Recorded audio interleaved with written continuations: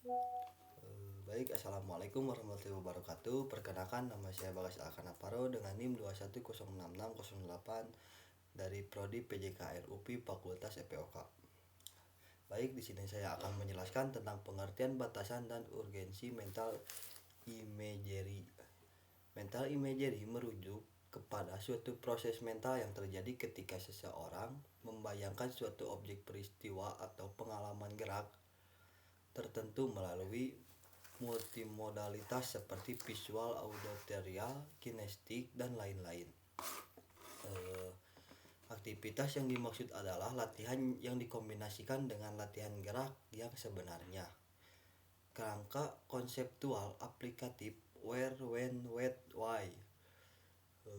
Kerangka konseptual mental emergency dalam buku ini terutama diadaptasi dan dikolaborasi dan pendekatan konseptual yang dikembangkan oleh Mahoney dan Apter tahun pada 1977, Paipio pada tahun 1985,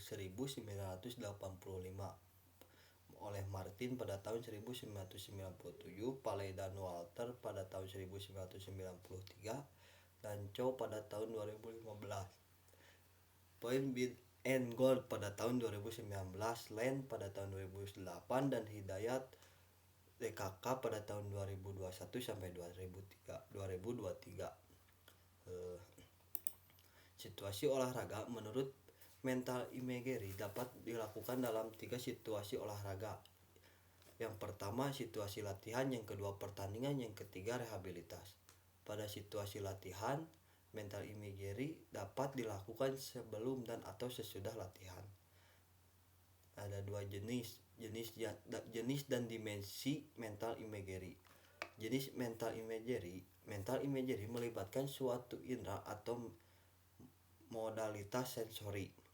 Mahoney dan Enepan membedakan dua jenis imagery, yaitu internal imagery dan external imagery. Internal 5 jari adalah jenis mental 5 jari yang menggambarkan kembali gerakan-gerakan telah dilakukan atau suatu gerakan yang telah dikonstruksi dalam pikiran.